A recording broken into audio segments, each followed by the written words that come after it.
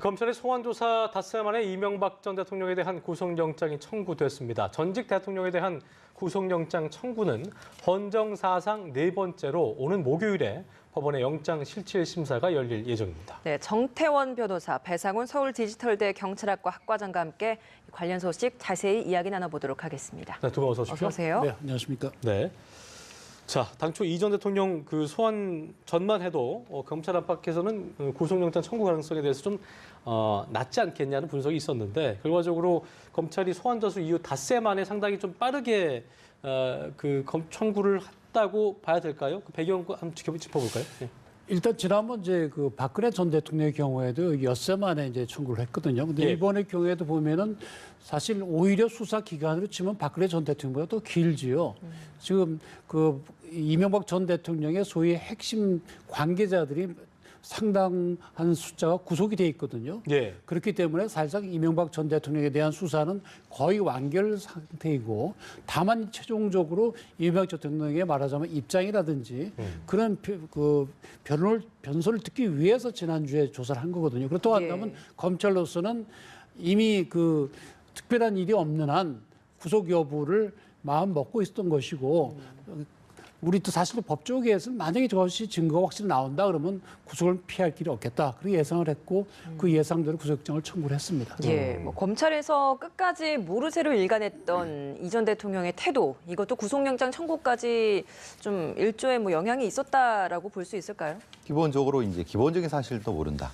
있는 문서도 뭐 자극적인 용어인 조작이라는 용어를 쓴다는 것은 굉장히 검찰 입장에서 자존심 상하고 사실 좀 일종의 자극을 받을 수 있는 거죠. 왜냐하면 명백히 청와대 형식으로 되어 있는 문서인데 이것 자체를 주어가 없는 상태에서 조작이라고 얘기를 해버리면은 예를 들면 검찰이 했다는 얘기냐 아니면은 뭐 그렇지는 않겠지만은 관련자가 했다는 얘기냐 그러면 거기에 대한 걸 검찰이 안 했다는 쪽으로 일종의 비난 형태가 되는 거 아니겠습니까? 그렇다고 봤을 때 이것은 더 나아가서는 이명박 전 대통령께서는 이것에 대한 어떤 일종의 방어로서 이것은 사실이다라는 쪽으로 적극적으로 자기 밑에 있는 사람들한테 얘기를 하는 거. 그 자체가 증거인멸이라고 볼 수 있는 여지가 있다는 거죠. 그렇다고 봤을 때는 사실은 스스로 자초했다고 봐도 사실 무방하지 않을 거예요. 저희가 언론 보도를 통해서 문무일 총장이 어떤 정치적 고려 등을 했을 때 영장 청구에 어떤 고심을 했을 것이라는 예상이 있었는데요. 일단 이런 부분은 어떻게 고심을 한 결과일까 아니면 어떻게 좀 예상하세요? 고심을 당연히 했겠죠. 왜 그런가 하면 이 신분 자체가 전직 대통령 아닙니까? 지금 전직 대통령 한 사람이 좀 들어가 있잖아요.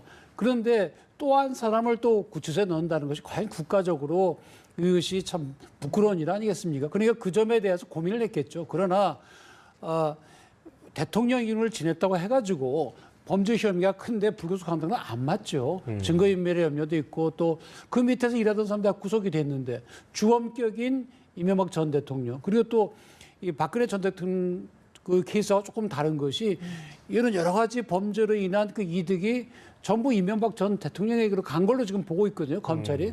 그렇다고 한다면 대통령 두 사람을 같이 구속한다는 그런 어려움은 있지만은 구속을 만약 안 하게 되면 한편으로는 형평성 문제도 또 있을 수 있다는 그건 뭐 도저히 말씀이신 거죠? 피할 수가 없다 그런 결론 내렸을 걸로 보입니다. 알겠습니다. 이제 영장실질 실질심사가 목요일에 있을 예정인데 이명박 전 대통령은 출석하지 않겠다라는 이야기를 했거든요. 뭐 출석을 하지 않는다면 어떤 형태로 좀 진행이 되게 됩니까? 그러니까 원래 영장실질심사라는 건 구속 전 피의자 신문이라 그래서 이제 수사 기록을 법원에 제출하면 판사가 직접 본인에게 물어보는 거거든요. 당신의 이러이러한 취지로 구속영장에 청구가 돼 있는데 그게 사실이냐, 거기에 대해서 뭐 당신이 할 말은 있느냐, 그걸 판사 직접 들어보고 이제 구속 여부를 판단하는 것인데 지금 이명박 전 대통령 경우는 내 할 말은 검사 다 했으니까 굳이 나갈 필요 없다. 변호인이 그러면 대신 가서 이야기를 하는 겁니까? 그렇습니다. 그래서 원래 검사나 변호인은 피의자에게 물어보는 것이 아니고 물어보는 건 판사만 물어보고 검사는 검사대로 변호인은 변호인대로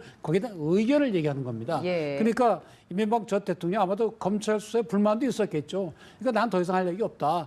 그러니까 아마도 검찰이 지금 구속영장이 별칙까지 해서 207쪽이라고 그러지 않습니까? 그리고 왜 구속을 해야 되는지 의견서가 한 1000쪽 된다 그러고 그럼 거기에 맞서서 변호인들도 아마 구속영장 청구 사실을 조목조목 반박하는 그런 의견서를 만들었을 것이고 아마 실질심사 하는 날 그러한 주장을 상당히 강하게 할 것으로 보입니다. 그러면 이게 이 전 대통령에 과연 불리하게 작용하게 될 것인가 이것도 좀 짚어봐야 할 것 같거든요. 기본적으로 이제 판사님께서 일단 석연치 않은 부분에도 물어보셔야 되는데 본인이 출석하지 없으니까요. 않으니까 그것은 서류를 대체할 수밖에 없는 상황이라고 하면 서류에 어차피 검찰에서 제출한 증거 부분인 거고 증거라는 것은 판사님이 객관적인 차원에서 하니까 그건 불리한 건 맞는 거겠죠. 대통령께서 뭐 안 나오신다는 건 본인의 판단이지만은 본인의 직접적인 소명을 안 하신다는 것도 본인의 어떤 선택이니까 그건 본인이 책임지셔야 되는 거죠. 예. 어떤 성실한 태도의 그 면에서도 문제가 될 수 있습니까? 출석과 불출석이? 글쎄요, 일반적으로는 출석들을 하죠.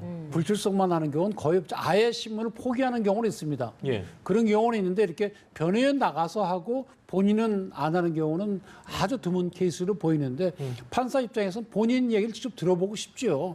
정말로 뭐 억울한 게 있는지. 근데 본인이 안 나오겠다고 그러면 그건 뭐 본인에게 주어진 권리를 포기하는 거니까 뭐 그 변호인 얘기를 대신 들어볼 수밖에 없죠. 일단 일각에서는 이번 영장심사가 앞으로 뭐 재판 과정에서 벌어질 어떤 그 법리 다툼에 전초전이 될 것이라는 전망이 나오고 있는데요. 그런 면에서 그 이명박 전 대통령 측에서 어떤 방어 전략을 취할 것인가 아까 뭐 잠깐 언급해 주긴 했습니다만 다스가 이명박 전 대통령의 것이 아닐 거다 이런 부분에 대해서 초점 맞춰서 좀 어떤 방어 전략을 취하겠죠? 그렇겠죠. 어떻게 만약에 다스가 누구 것이냐 이게 사람들 사이에 굉장히 웃음거리처럼 그런 얘기가 되는데 그건 굉장히 중요한 겁니다. 왜 그런가 하면 다스가 만약에 이명박 전 대통령 소유가 아니라고 한다면 지금 구속영장에 적혀 있는 그 범죄 사실의 반 이상이 없어지게 됩니다. 예를 들어서 삼성이 또 뭐 50만 불을 소송비용으로 대줬다. 예. 그 이명박 전 대통령 회사가 아니라고 한다면 그건 당연히 뇌물이 아니죠. 예를 들어서. 그래서 많은 부분이 빠져나가기 때문에 다스가 누구 것이야라고 치열하게 다퉈질 걸로 보이고요.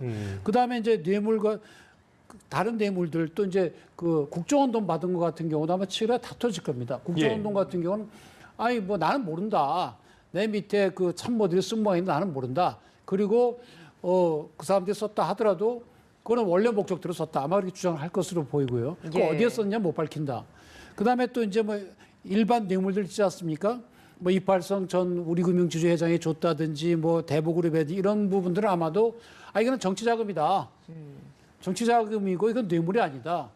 이런 법리 주장을 할 겁니다. 그 예. 이유는 아직 그 당선되기 전이거든요.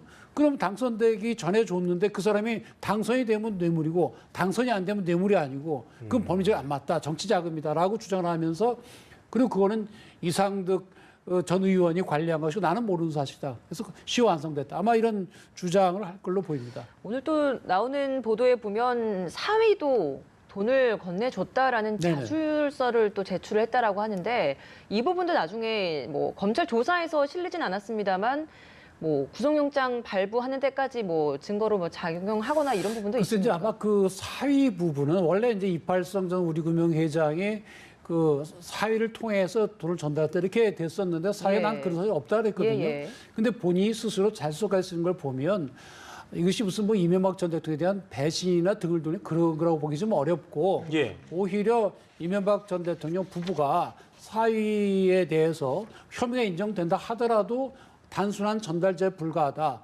아마 그런 식으로 만들어서 좀 사위만은 좀 선처를 받도록 하려는 그런 취지가 있는 것으로 다른 부분으로 또 보입니다. 해석이 될 수 있는 부분이요. 그렇습니다. 네, 알겠습니다.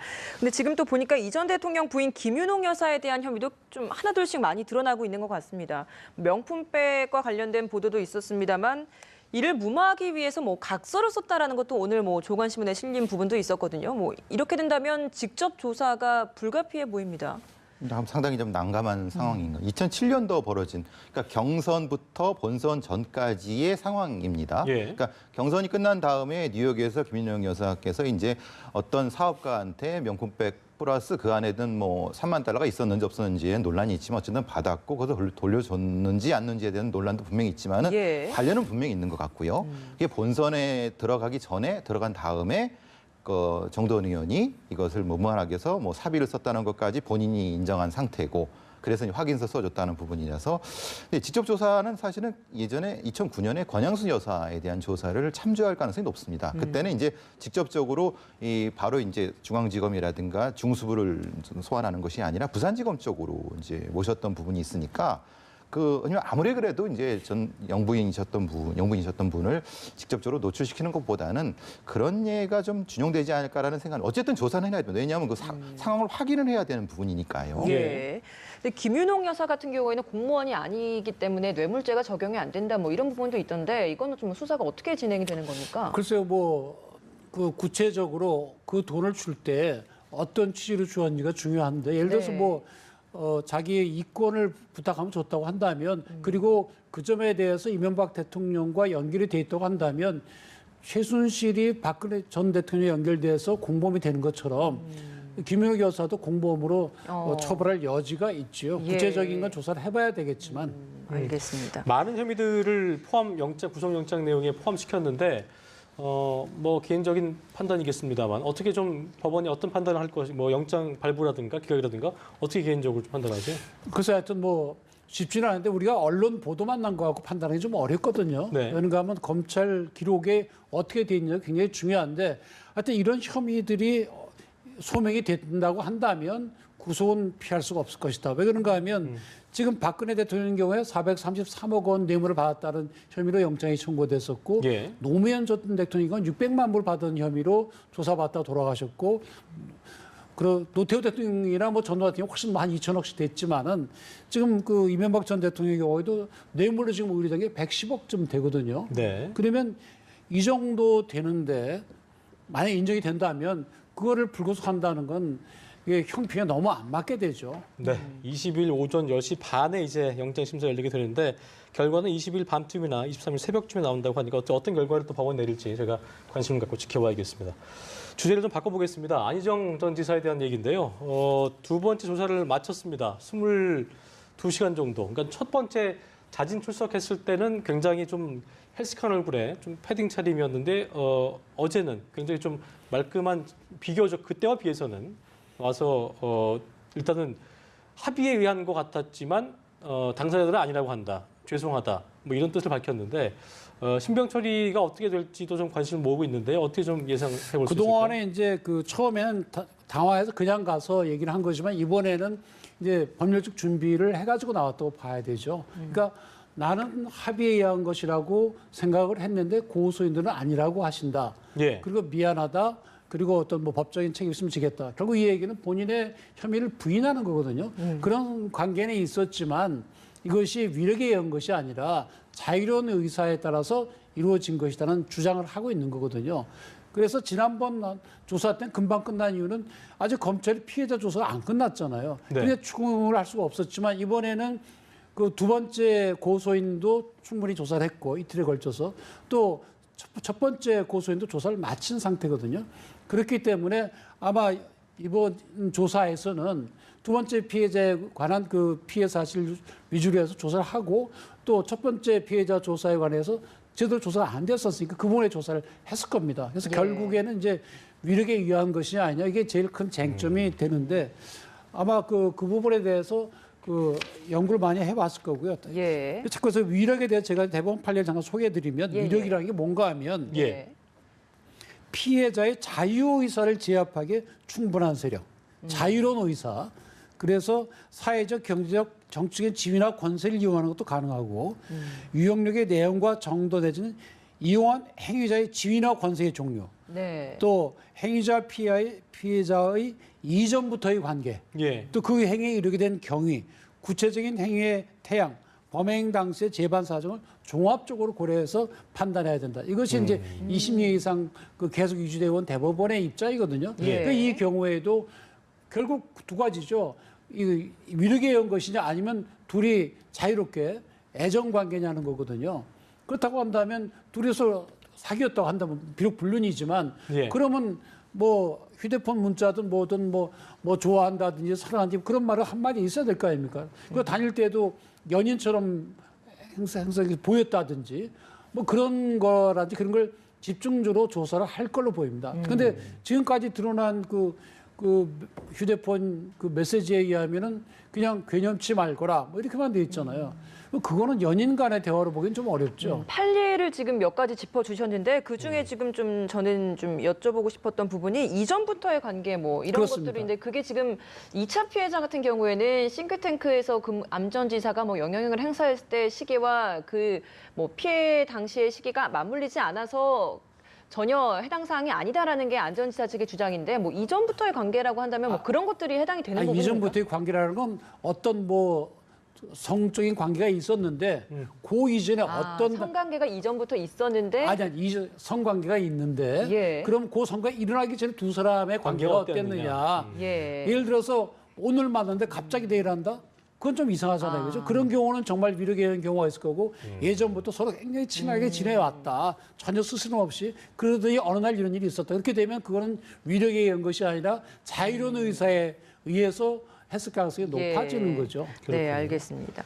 뭐 안희정 전 지사 같은 경우에는 계속해서 합의에 의한 관계였다라는 걸 주장하고 있는 상황이고 이건 즉 뭐 정치적인 생명은 끝났지만 자신의 마지막 명예만은 지키겠다 뭐 이런 심리로 좀 분석해봐야 할까요? 기본적으로 이제 두 번째 피해자와 혹시 있을지 모르는 세 번째 피해자와 관련된 부분인데 더존민주주의연구소에 대한 그 오피스텔의 뭐 임금을 뭐 어떤 사고가 됐다 이런 쪽의 얘기가 나오고 있는 겁니다. 그러니까 중에 정치 생명을 유지하려고 할 때 중요한 것은 자기를 지지하는 사람을 같이 보존하는 거지 않습니까? 그러려고 하면 일정한 명분이 있어야 되는 거고 네. 그 명분에 있어서는 기본적으로 자신의 어떤 행위 자체에 대해서 비록 불명예스럽지만은 나는 나의 지지자를 지켰다라고 하는 명분만 스스로의 명분만 지킨다고 하면 혹시 모를 정치적 생명의 제기도 있을 수 있는 거고 예. 만약에 이제 구속을 피하게 되거나 아니면 실형을 피하게 되면은 그 자체의 제기도 뭐 불가능한 상황은 아니겠죠. 그 정도의 세력을 가진 사람이라고 하면 그렇기 때문에 계속 주장하는 건 그런 겁니다. 그 더 좋은 민주주의 연구소에서 어떤 일이 벌어졌냐. 그러니까 되게 자연스럽게 자기는 싱크탱크로 가서 그 사람을 만나게 됐고 그러니까 자연스럽게 연결된 관계다라는 걸 주장하는 것이 바로 그런 이유가 있는 거죠. 네. 그러니까 자기의 보호 또는 감독을 받는 사람에 대해서 이제 위력이 행사해지는 거거든요. 근데 안희정 지사 측은 아니 내가 더조민주연구소에서 내가 뭐 누구를 보호하고 감독하느냐. 그러니까 나는 그런 관계가 아니다 이렇게 주장을 하는데 이제 판례 중에 그런 게 있습니다. 어떤 가게를 아줌마 하고 있고 그 가게에 종업원이 있어요. 여자 종업원이. 근데 그 가게에 아저씨가 있죠. 그 아저씨는 그 가게 일을 안 하거든요. 그런데 평소에 부를 때 사장님이라 부르기도 하고 그러거든요. 주인 아저씨라 그러기도 하고. 그래서 그런 경우에도 그 위력에 의한 그 간음죄를 인정한 사례가 있거든요. 예. 그러니까 실질적으로 과연 그런 관계에 있느냐면 그게 중요한 것이지. 뭐 예를 들어서 그 가게에 그 남자가 주인 아저씨가 직접 관여를 안 한다고 해가지고 무조건 그 관계 그런 관계가 위력이 없다라고 아니다. 단정 그렇게 짓기는 보기엔 좀 어렵겠네요. 어렵습니다. 구체적인 경우에 따라 다릅니다. 네. 자, 확보한 증언 또 물증을 토대로 안전지사의 추가 어떤 조사까지 검찰이 마쳤기 때문에 최종적으로 구속영장을 청구할 것이냐, 어떻게 하지 않을 것이냐에 대한 결정을 해야 될 텐데 어떻게 좀 전망해 볼 수 있을까요? 글쎄요, 혐의 인정 여부가 제일 중요할 텐데 제가 기록을 본 상태가 아니기 때문에 다만 혐의가 인정이 된다면 구속은 피하기가 어려울 걸로 봅니다. 왜 그런가 하면 사실 그 대권 주사에서 국민적 지지도 많이 받았던 사람이고 그래서 거기에 대한 국민들의 배신감도 크고 또 한 가지는 지금 미투 운동이 계속 벌어지고 있는데 이게 시범 케이스가 될 수도 있거든요. 그런 점에서 더더군다나 또 피해자가 2명이나 되고 그런 점에서 혐의가 인정이 된다면 구속은 피할 수가 없다. 뭐 그런 생각이 듭니다. 그렇군요. 네, 알겠습니다. 이제 미투 관련한 또 다른 사건을 좀 짚어보도록 하겠습니다. 한국에 대해서 미투 선언이 계속 이어지고 있는 상황인데 한국외대 교수가 수년간 성희롱, 성추행을 했다라는 이야기입니다. 이거 좀 사건 좀 짚어주시겠습니까? 그러니까 얼마 전에 그 외대 교수 한 분이 자살한 사건하고는 다른 분이에요. 뭐 대외적 활동을 많이 하신 분이라고 해야지고 외대 그 내부 게시판에 이 박사과정이라고 하는 이제 대학원생 중에 한 분이 이제 이 교수가 뭐 모텔을 데리고 간다고 강요했다거나 아니면 그런 쪽으로 성추행을 지속적으로 했다라고 하는 폭로가 이루어졌고 그러면서 동시에 이제 그 뒤에 그러니까 졸업생 중에 또 다른 사람도 자기도 그렇게 당했는데 그때는 고백을 못했다, 폭로를 못했다라고 되면서 논란이 되고 있는 사건입니다. 예. 이게 참 보니까 대학가에서 미투 운동이 확산되고 있는 상황에서 가해자로 지목된 교수들의 어떤 그 줄사직이 이어지고 있다. 그런데 보니까 이게 징계를 통해서 파면된 거랑 또 자진 사직하는 거랑 사후 조치가 다르기 때문에 뭐 이런 것들도 이런 여부와 관련 없이 그러니까 진상조사 그와 징계가 진행돼야 된다는 목소리가 나오고 있거든요. 이 부분은 좀 어떻게 좀 보고 계세요? 이제 공무원들 같은 경우에는 어떤 징계나 수사 있는 동안에는 사직 못하도록 아예 그 법령으로 정해져 있죠. 예. 그 대학도 뭐 비슷한 그런 규정들이 있거든요. 그렇긴 한데 아마 이렇게 사표 내고 나가는 경우에는 지금 말씀드린 대로 파면이나 이렇게 되고 나면 나중에 연금 받는데도 굉장히 제한이 있거든요. 거의 못 받게 되거나 받다 조금밖에 못 받게 되거나. 예. 그래서 이제 사직하는 경우들도 있고 또 본인이 또 나는 억울하다 하는 경우도 있고 또는 내가 일말의 책임이 있다고 사표 내는 경우도 있고 한데 하여튼 어느 쪽이건 간에 좀 진실은 밝히고 책임을 또 지울 것은 지워야 될 걸로 보입니다. 이게 비단 외대에서만 불거져 나온다고 볼 수는 없는 거잖아요. 그러니까 수면 아래에 있는 것들이 많이 있다고 좀 볼 수 있지 않겠습니까? 어떻게 좀 보고 계세요? 실제로 이제 저도 대학에 있지만은 이런 여론 이전에도 이런 일들이 많이 이게 적지 않게 있었죠. 이게 문제는 이제 대학 내는 좀 독특한 부분이 뭐냐면 예. 대학 교수를 징계를 해야 되는데요. 예. 징계를 해야 되는 대학 교수가 동료가 되는 겁니다. 단과대는 다르다 하더라도. 그러니까 징계위원회가 구성되기가 참 어려운 부분이고 시간이 오래됩니다. 예. 그러니까 그 고사하는 경우, 그러니까 누굴 뭐 총장이나 이런 분들이 꼭 맡아주십사라고 하는데 고사하다가 보면 지지분해지는 거죠. 예. 그리고 논의 자체가 굉장히 느려지고, 그러니까 그리고 만약에 또 징계가 나왔다 하더라도 또 이제 제3의 또 재심을 요청하는 상태.